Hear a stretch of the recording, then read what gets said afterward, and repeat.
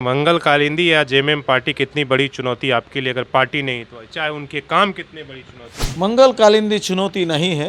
मंगल कालिंदी के ना तो राजनीतिक कोई विचार है, ना कोई सामाजिक कोई उनका चिंतन है। उसके पास कोई समाज को और स्टेट को बदलने का उनके पास कोई विचार नहीं है। शिक्षा के क्षेत्र में तो कुछ किया नहीं, चिकित्सा क्षेत्र में कुछ उदाहरण देने किया नहीं, वो रोजगार के क्षेत्र में कुछ किया नहीं।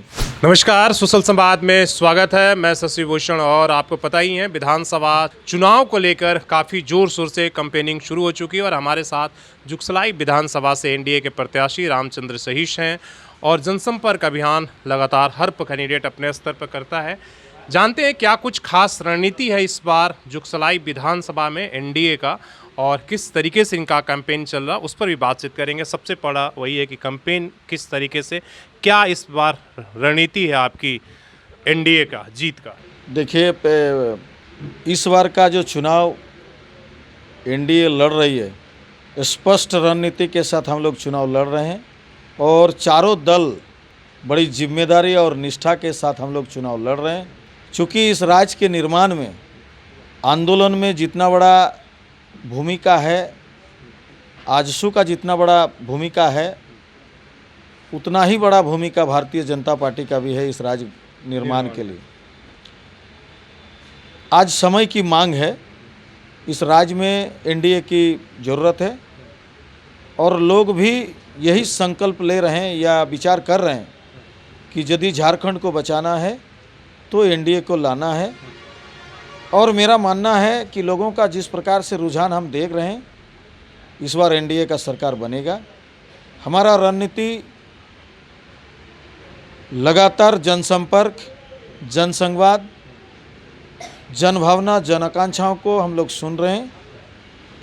लोग इस निर्वाचन को लेकर के किस प्रकार से सोच रहे हैं, युवाओं से हम लोग संपर्क कर रहे हैं, महिलाओं से भी कर रहे हैं, किसान, मजदूर, ग्रामीण परिवेश के लोग और शहरी परिवेश के लोगों के बीच में जा कर के उन्हें सुनने समझने का हम लोग काम कर रहे हैं और माहौल बहुत अच्छा है। मेरा है कि एक तरफ सत्ताधारी विधायक हैं जिसमें उनकी पार्टी की सरकार रही है, कई सारी विकास योजनाओं का दावा कर रहे हैं कि भाई विकास हमने इतना किया है कि इस बार तो हमारी जीत सुनिश्चित होगी।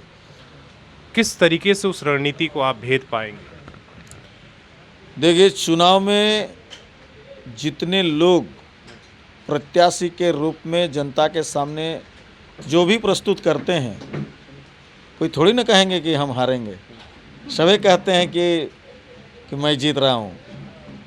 तो ये समय की बात है। मंगल का नीति कितनी बड़ी चुनौती है आपके लिए? चुनौती है या नहीं? मंगल कालिंदी चुनौती नहीं है। व्यक्ति किसी का चुनौती नहीं होते हैं। व्यक्ति का स्वभाव, व्यक्ति का मुद्दा, व्यक्ति किस प्रकार काम करते हैं, व्यक्ति का आचरण क्या है, व्यक्ति समाज के लिए कितना विश्वसनीयता के साथ काम किया है, ये बहुत मायने रखता है। चुनाव प्रक्रिया है। भारतीय लोकतांत्रिक परंपरा में जो चुनावी व्यवस्था है, इस चुनावी व्यवस्था में जो निर्वाचनी प्रक्रिया है, जो चुनावी प्रक्रिया है, इस प्रक्रिया में लोग प्रत्याशी के रूप में अपने आप को जनता के सामने प्रस्तुत करते हैं। जनता विचार करते हैं कि कौन प्रत्याशी जनता के लिए उपयोगी होंगे। सीधे मेरे सवालों को आप जवाब नहीं रहे। मंगल कालिंदी या जेएमएम पार्टी कितनी बड़ी चुनौती आपके लिए, अगर पार्टी नहीं तो चाहे उनके काम कितने बड़ी चुनौती है? देखिए, मंगल कालिंदी उदाहरण देने वाली काम कुछ किया नहीं। शिक्षा के क्षेत्र में तो कुछ किया नहीं, चिकित्सा क्षेत्र में कुछ उदाहरण देने किया नहीं, वो रोजगार के क्षेत्र में कुछ किया नहीं। पिछले बार एक माहौल था और अलग से हम लोग लड़े, आजसू बीजेपी, उसको उसका बेनिफिट मिल गया। और मंगल कालिंदी के ना तो राजनीतिक कोई विचार है, ना कोई सामाजिक कोई उनका चिंतन है, उसके पास कोई समाज को और स्टेट को बदलने का उनके पास कोई विचार नहीं है कि आर्थिक तरक्की करेगा, युवाओं में परिवर्तन आएगा, लोगों में राजनीतिक जागरूकता पैदा होगा, इस प्रकार का उनके पास कोई विचार नहीं है।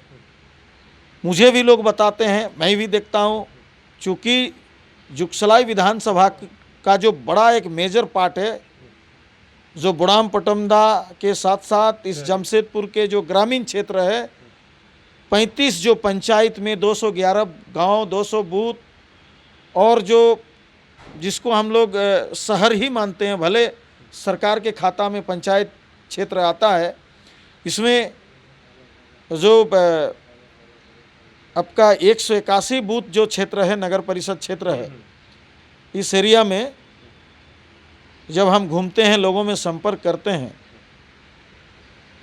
वर्तमान विधायक ऐसा कोई काम वो नहीं कर पाया है।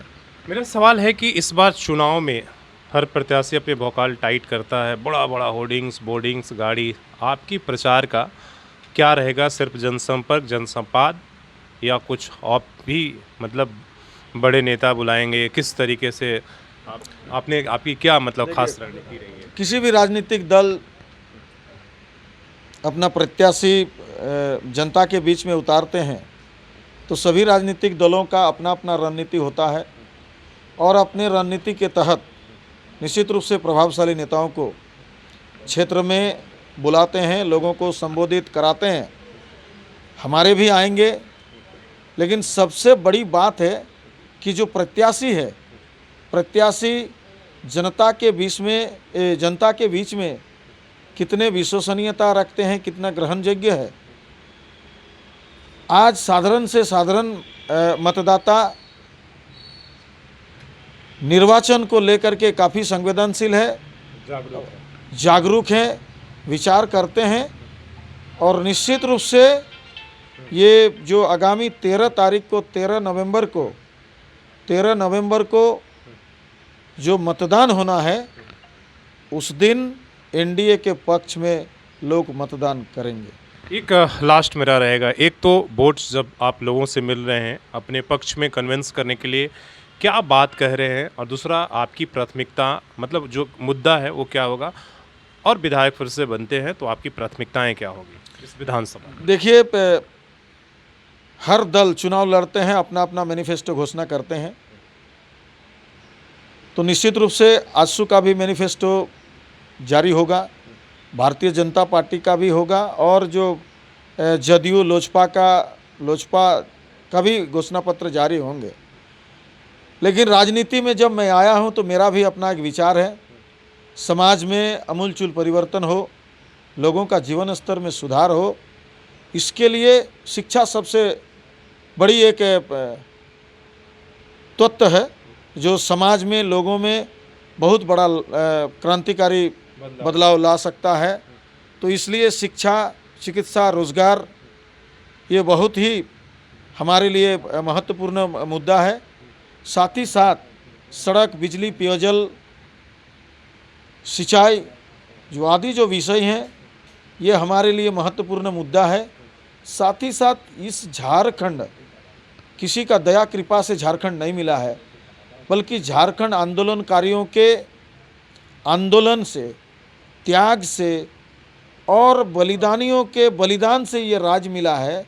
इसलिए मेरा ये महत्वपूर्ण जो मुद्दा है कि झारखंड आंदोलनकारियों को सम्मान मिले, उनको जीवन यापन करने के लिए सरकार के स्तर से उनको आर्थिक सहायता मिले, योग्यता के अनुसार उनको नौकरी दे सरकार, और जो शहीद परिवार के आश्रित हैं उनके साथ भी यही हो, उनको रोज़गार के साथ जोड़े, योग्यता के अनुसार सरकार उनको समायोजित करे, नियोजन दे, आर्थिक सहायता दे।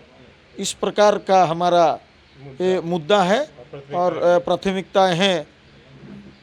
इन मुद्दों के साथ हम जनता के अदालत में हम हाजिर हैं और जनता विचार करेंगे। मैं जनता से अपील करता हूं कि जो पिछले 5 साल से जुगसलाई विधानसभा के साथ साथ पूरे झारखंड प्रदेश में लोग जिस प्रकार से वंचित हो रहे हैं अपना हक अधिकार से, उस हक अधिकार को फिर से पाने के लिए एनडीए को मतदान करें और जिताएं, एनडीए का सरकार बनाएं। चलिए, बहुत बहुत धन्यवाद। तो आप आसू के प्रत्याशी, एनडीए के प्रत्याशी रामचंद्र सहीश, जो जुगसलाई विधानसभा से 2 बार के विधायक रह चुके हैं और मंत्री भी, और फिर से एक बार चुनावी मैदान में हैं। आप उनको सुन रहे थे, वो अपनी प्राथमिकताएं और मुद्दा समझा रहे थे, किस तरीके से किन मुद्दों पर वो चुनाव लड़ने वाले हैं, और चुनाव के बाद अगर वो जनप्रतिनिधि बनते हैं तो क्या कुछ उनकी प्राथमिकताएं रहेंगी। अपने सहयोगी शेष राममूर्ति के साथ शशि भूषण, सोशल संवाद न्यूज़, झारखंड।